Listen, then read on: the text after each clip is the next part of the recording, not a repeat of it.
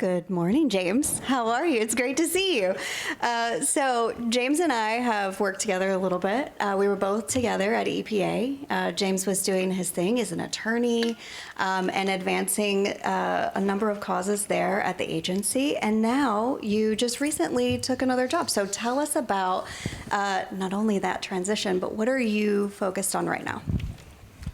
Thank you, Catherine. And David, thank you so much for the introduction. And I had the privilege of working with Brandy at the City of Dallas way back in the day. And so it's amazing to see her now really a superstar in Fort Worth working in conservation. And I've been following from afar. So thank you for everything you're doing in Fort Worth, Brandy. But yes, obviously I had to make a move because you're holding regulars accountable now, and I couldn't be that person you needed to hold accountable, Catherine, because I know how that's going to go, and also been following you as well. David mentioned the CCAP, which is the City of Dallas's Comprehensive Environmental and Climate Action Plan, and Sue Alvarez, who's also here, was really a leader in helping get that put together and through. And it really put Dallas forward as sort of the first local government to be doing really climate-focused work in North Texas. And it took a village to get there, and it took a village, not just, getting it passed. Lots of things get passed, lots of things exist as plans, and they collect dust on the shelf if there aren't folks like the folks in this room, or there aren't people like Catherine who's willing to take the mantle of the Environmental Commission that was also created to make that document become embedded into things like the city's bond program, into their capital infrastructure program, and to make that a viable plan. So all of those things come together, make an ecosystem of success, and I think it spreads too when people see, well, you know what, a climate plan isn't just a crazy West Coast thing that just costs money and doesn't provide any benefit. I think people see the benefit and they understand how it can be effective as well. So you asked me about the transition. I've moved from the federal government and I was at a law firm for about a year as well, practicing environmental law, but I missed something about what we talked about this morning too, right? The why, what we're doing, and how we want to add to progress. And for me, joining an organization like the Nature Conservancy here in Texas is just sort of a little bit of a dream job that checks all of those boxes. Conservation focused, doing work here in Texas where policy, conservation, climate work, protecting land and water all converge. So just really super exciting opportunity, and one I definitely couldn't pass up. I think that answered your question, probably 3 or 4 more too, Catherine. Thank you so much, James. All right, Colin, let's talk to you. Can you tell me a little bit about your role and how it plays into providing the, I want to say ammunition, but we really have to have data. Data is power. Data is power for communities and for people who are trying to advocate for change. So just talk a little bit about what that looks like for you in your role. Sure. Thank you so much. Honored to be here, and hats off to all of you all for your engagement in these issues and in this session. Good to see a number of friends here, David, Julie Hiramoto, my new friend Whitney Strauss. There's a lot of things you could say about the challenges here in Dallas, but I will say one thing that I've definitely learned is we actually have a remarkably great environmental commission, and several people are represented here on it, and that group is serving Dallas very, very well. So I'm an economist. I lead the economic policy work of the George W. Bush Institute. We are the think tank, and as President Bush likes to say, the do tank arm of the Bush Presidential Center on the grounds of SMU, and I'm also an adjunct professor, meaning part-time at SMU, teaching economics-related classes. I am really passionate about a couple things, and it all comes together here that I try to put into my work. I am passionate about the question of how we can create prosperous, high opportunity, sustainable in every way places in 21st century America. Sustainable in every way, in the economic and financial sense, in the demographic sense, and of course in the ecological and environmental sense as well. So the work that I do at the Bush Center, Probably 3/4 of the time when I'm writing about this and doing research, it is national in scale, but typically looking at lots of different places side by side, cross-sectionally and over time, how are different places evolving on these various metrics of, well, to what degree are they on a path to long-range sustainability, high opportunity, and so forth. But I'm also a very, very passionate North Texan. I'm a local, homegrown patriot, born and raised in Dallas, with my wife as well. I think that if you count her side, 7th-generation Texan. I think I'm just 5th. Lived in New York and D.C. for a little while, but then came home. And we've been home, and we're here to stay ever since 2000. We moved back. So when we talk about being part of a do tank at the Bush Center, for me, doing means rolling up sleeves and getting involved here in Dallas and in our region. The things I have been probably most involved in at the local level, well, it's kind of a range, but two that figure prominently, housing and education. And on environmental issues, I'd like to say I've been kind of a friend to the Environmental Commission without being on it, but I certainly want to build on that role. And I hope we can talk a little bit about, while we're here, about the region and what the data says, but I think that's probably the answer to your question. Well, that's my next question. So can you give us some highlights? Tell us at a high level, sort of where do you see us heading? And then give us something that like a call to action. What can we do from our positions in the community to support the work that you're doing? Sure. Let's just talk about things at the level of the North Texas region, although I could always take that down to City of Dallas if anybody wants to talk about that in the Q&A. The region.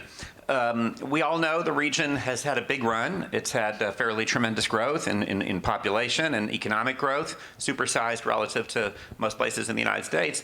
Really going back a long way. It's been growing very, very fast since, kind of from the beginning, but certainly very supersized in the 90s, 00s, teens.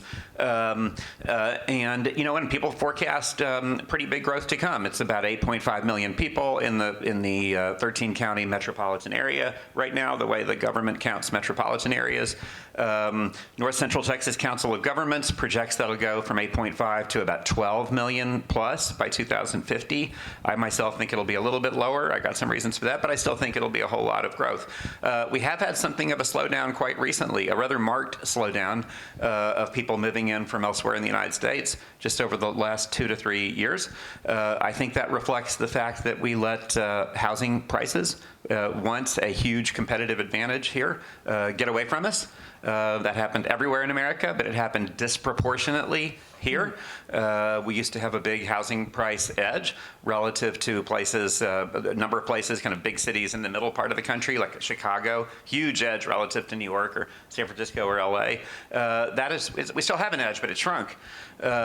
So if we think about the future, I am ultimately really bullish that we're on a path to continuing to grow and hopefully do it in a reasonably sustainable way. But I think that if you're bullish on something, I was in the investment world for a long time, you gotta be smart about the potential holes in the story, the challenges, and just when I go out and talk about this, sometimes I have a little bit more time and have put up a bunch of data, but here I think we want to be as conversational as possible. So let me just cite 6 really fast. Holes in the story that we need to address. The housing price issue is a gigantic problem for a great many of our residents. It is, I would say, if there is a clear and present danger of an issue that can undermine the North Texas miracle in the near term, that's number 1. We'll face ecological sustainability issues longer term, but that's at hand, and we have some efforts to address it, but oftentimes it's 2 steps forward, 2 steps back. If you're lucky, it's 2 steps forward, 1 step back. We got a lot to do on housing. I just testified before the Dallas City Council a couple of weeks ago, 4-hour session in that chair. It was kind of painful, but happy to talk about housing if you'd like. We got a lot to do on that front. And we also have a lot to do with addressing our housing problems in a way that will be financially and ecologically sustainable. I mean, no place does outward sprawl and expansion like North Texas. Well, maybe the Houston area, but the two of us are better than any place in America at building outwards in a gigantic way. Truly better than any place else at it. I think I could document with data. I don't think that's going to end. I think it's a pipe dream to think that somehow we've reached the outer limits and there won't be any more outward expansion, but we have to get a lot smarter at it for ecological reasons, but also because if you build at sufficiently low density, this has been pointed out by a number of thinkers, then you build out a physical infrastructure that the future tax base will not sustainably support. You build a kind of a disposable town, as it were, that one day is going to fall apart on you and the people will move on, but the ones who aren't able to afford to move on will be stuck in a dying town. That will be the future in a number of suburban Texas areas, most likely. So housing. Really quickly on the others. Education and workforce development. Relative to our real rivals around the country, we are an underperformer here. We cannot sustain that long term over a sufficiently long period of time. An underperformer in education attainment will be an underperformer in economic terms as well. We've sort of skirted that by having the single biggest net in migration from elsewhere in the United States, which disproportionately leans pretty highly educated people. But that's slowing, and so we got a challenge there. Power. We need to build more of it, and we need to do it sustainably. What I have on this mostly I've learned from people who are executives with Vistra and other companies. Very simply, the early 2021 Great Freeze was the most predictable thing in the world. Not reaching 1 degree Fahrenheit, but the idea that over time the gap, if you will, between stressed demand for power in Texas and stressed supply, so supply and demand under difficult conditions. They always figured that would be hot, not cold, but there you go. That was shrinking and shrinking over time. It was the most foreseeable thing in the world that we were heading for a crisis. So the legislature then put in some short-term fixes, which widened the gap, some, hardening in winter conditions and so on. But then we got all the data center growth, and we got ongoing population growth, and the gap has been shrinking again. So we are, if you listen to, I can tell you I heard the CEO of Vistra speak in a small group where I had a chance to ask questions, and I walked out of there and called my wife from the car and said, we've got to get like a generator because the power is going down in North Texas. Okay. And I've got that from the most powerful utility executive in this area. Water. Water is such a fascinating issue. David's very expert, so it's not time to do it justice. What you can say right now is that the Dallas-Fort Worth area will have enough water till something like the 2050s based on current infrastructure that it already exists or is projected to, or not projected, or is under construction, or the financing is in place, and then we run out. Then we actually, the growth exceeds the ability, and then you turn the faucet and the water wouldn't always come out. So we need to address that. We got some time, but it takes a long time to build water infrastructure, so kind of need to plan in the future. Plan for the future soon and get on with addressing it. Basically, you could say, in a nutshell, enough water falls from the sky and makes its way across the surface of the land relatively close to the Dallas-Fort Worth area on its route to the Gulf of Mexico/America.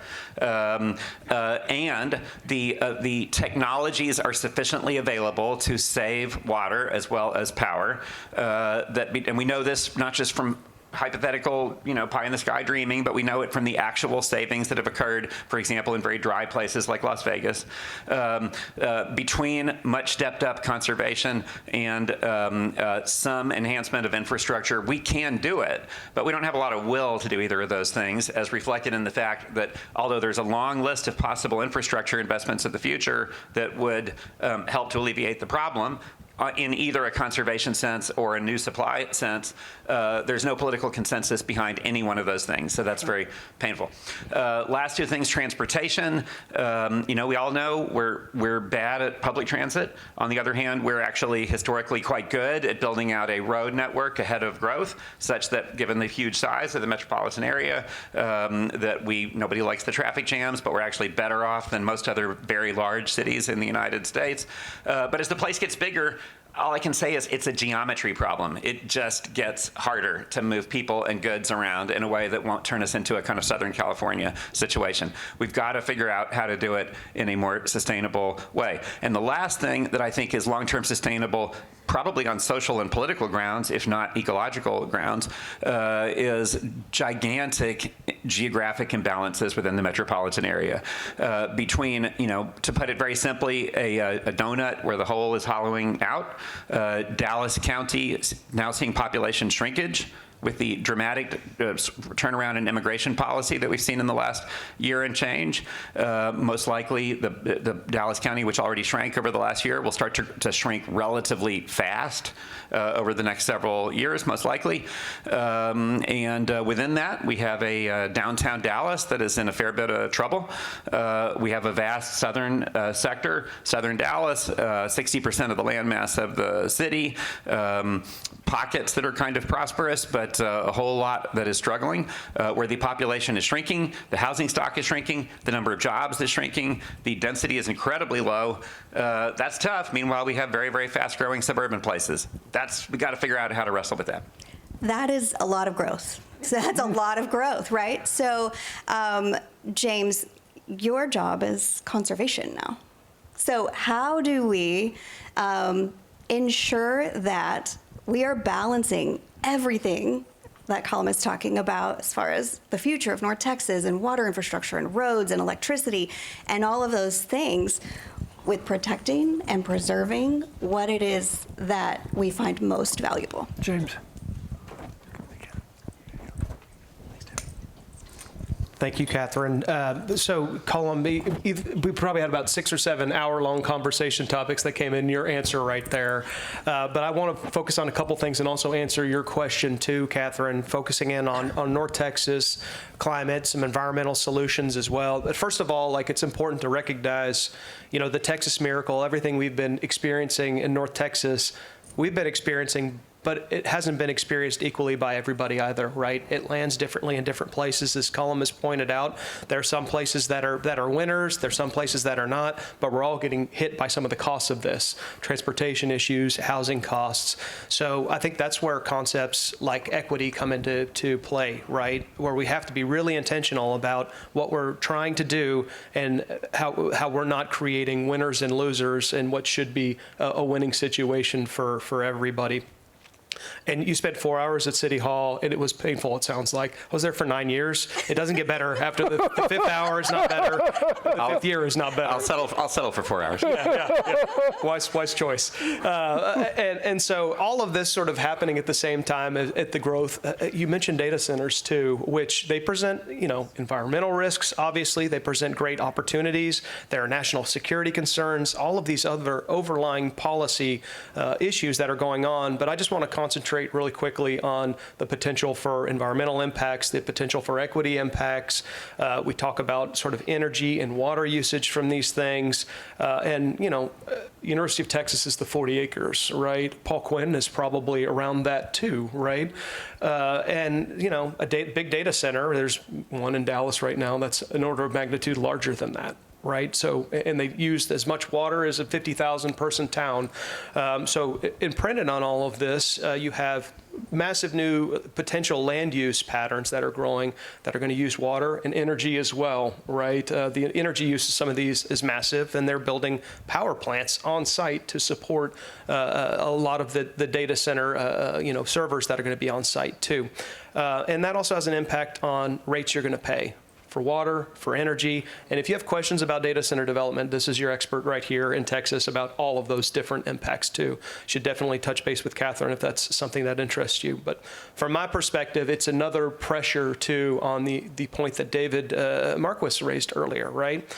In Texas, we have this, this almost adversarial relationship between protecting nature, protecting what exists here, and conserving the 1% of Blackland Prairie that still exists in North Texas, in this rapid urbanization and potential rapid growth of data centers. We'll see if it all comes to pass or not. Not just in North Texas, it's Texas-wide, right? Right now, Virginia's the winner in data center total capacity, but Texas is set to pass Virginia by 2030 if the planned data centers that are out there currently actually get built.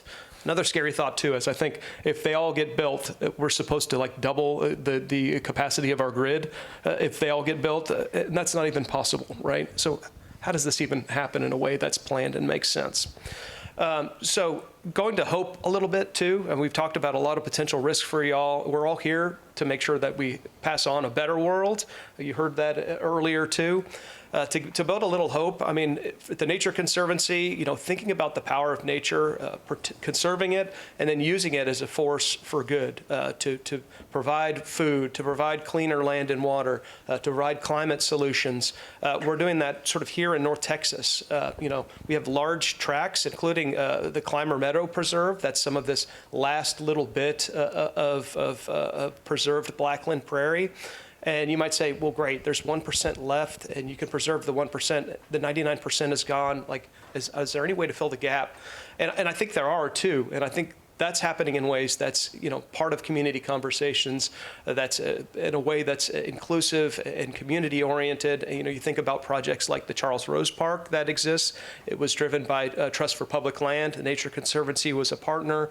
The community came together with TPL and said, hey, we really want a park nearby. TPL went out and raised the money, got the land together, and then the Nature Conservancy partnered with them to get seeds from the Clymer Meadow Preserve, to bring them down to Charles Rose Park, and to help recreate some of these blackland prairie environments that, we could talk about this for quite some time too, but carbon sequestration, biodiversity enhancement, cleaner water as well that come from these blackland prairie environments. So, there are solutions too, but it requires us all coming together and it being embedded in these processes we've talked about today, whether it's planning, it's talking about transportation, urban growth, and Dallas has an incredible ecosystem for that now, right? As you mentioned, we've got environmental commissions, we've got the COG doing amazing work, got everybody here getting together in this room right now, but it still needs to get operationalized. And that means all of y'all showing up to COG meetings or 4-hour meetings at the city of Dallas, saying your piece, getting engaged in the process. Because I can tell you, being at the city, if I had 5 people show up in support of an item that might pay years of benefits, and they came and the council saw them, that made all the difference in the world as to whether a council member might vote in support or, abstain or not even show up for the vote too. So y'all play a major, major role in making sure that these efforts get across the finish line. Thank you so much. You are both a tremendous wealth of knowledge. These are resources for folks. And so without folks like Colum, who is looking to the future and looking at data and providing that resource, and folks like James, who are evaluating what we have and how do we keep it, how do we preserve it, how do we move forward as a community, how do we identify, disparities, how do we ensure that everybody is, having the same benefit, we can't move forward. And as a key piece of that, as James mentioned, is the folks in this room plugging in. So we're gonna open the floor to just a couple of questions, and then we spoke about this at the beginning of this session. This is not one of those Earth X sessions where we sit up here and talk and y'all sit back there and listen. This is an opportunity to workshop. We are engaging. We are going to be discussing solutions and ideas. So if you're sitting at a table by yourself, please come and join a table of other folks who you can share your ideas with and chat. And so let's open it up. Who has some questions? And then we're going to go into a short break, and we're going to ask you to meet your neighbors. So anybody with a question, will pass the microphone around for Colum or for James. Okay, right here. Can we?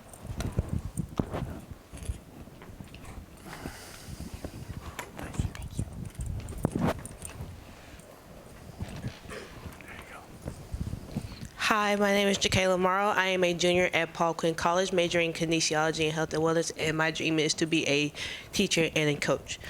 This question is for Colum. What are the steps into decreasing the pricing of housing in North Texas itself? Is there any way that it would be more less than what it is now, so people that can't afford it can afford it? Or since we are going through a deep depression in some job circuits, and some people are losing their jobs and housing as well. So how would you, what are the steps for that? Thank you. And your name is Kenesha? Jacayla. Jacayla, I'm so sorry. Jacayla, thank you. Thank you for the question. What would I say about, I don't know why I heard that wrong. Aging ears. Jacayla, thank you. Let's see. Housing, complicated business, but let me try to boil it down. I'm an economist. We tend to be believers in concepts like supply and demand. There are those who think somehow those concepts don't have relevance in the peculiar market that is housing, but actually I've written a lot about this and can pretty confidently say supply does make a difference. It doesn't create nirvana, but it helps. So the first and foremost answer is that we actually accelerate the pace of housing construction of all kinds in all parts of our city and all parts of our region. I would say we have, there are a lot of people who really don't want to believe that, like all the supply in the world surely won't help. But you know that we actually have, not only do we have data over the longer term of history, we actually have very recent data that the places in America that have we had sort of a boomlet in housing construction in kind of late 2000 through the time when interest rates started to go up a lot, which was in, by the time it really started to crunch the housing market, it was 23. So there was about a 3-year boomlet. And the places that had the biggest booms actually have seen rent and house prices go down. And in some cases, particularly if you look at it relative to people's income, go down a lot. So Austin, which had the biggest boom of all big metropolitan areas in the United States, saw house prices go down about 20% relative to people's incomes in just 3 years. So actually supply does really help. And in Dallas, we haven't had quite the boom that Austin did, but we had a big enough boom to at least stop house prices from going up while people's incomes have been, rising.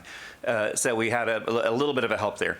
Beyond that, but I would also say it's in general more housing supply, but it is also really allowing more kinds of housing in more locations. So I think a really, a pretty good policy, just generally speaking, makes it easier, like streamlines some of the rules, gets better at using some of the affordable housing tools that like city officials have.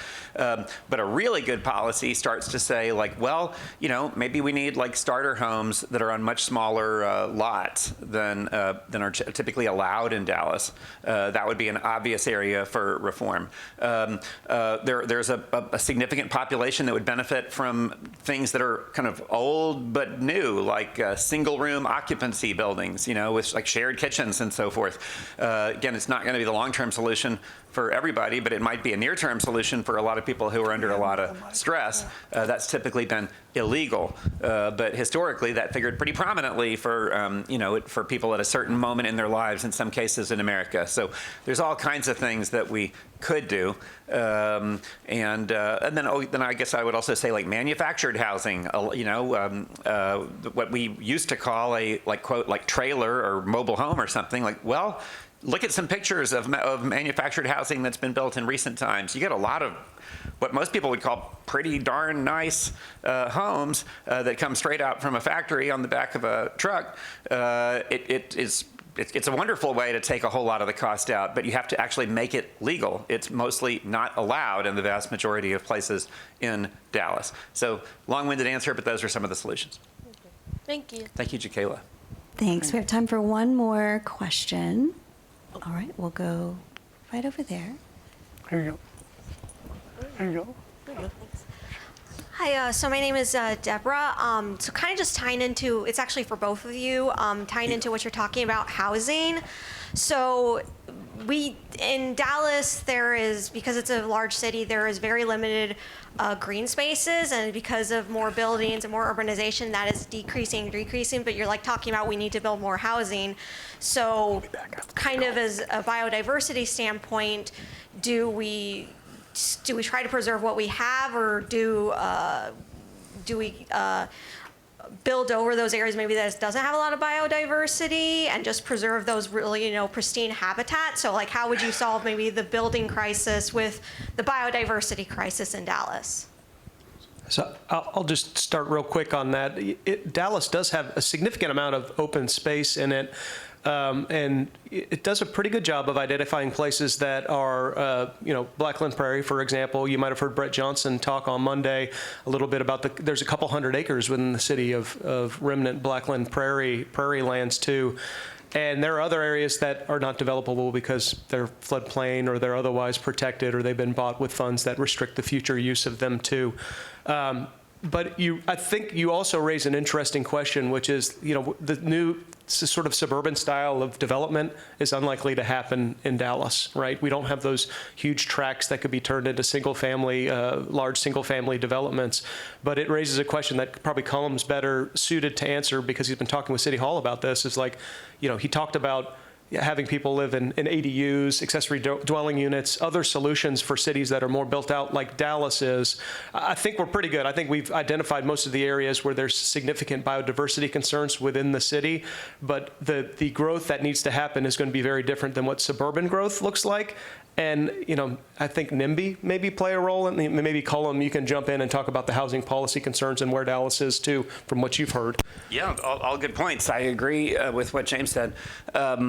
Look, I think that any city government that is halfway good at its job will have effective plans, if you will, master plans, that preserve and invest in and maintain and improve adequate parks, trails, and other green space of various kinds. So that has to be part of the plan.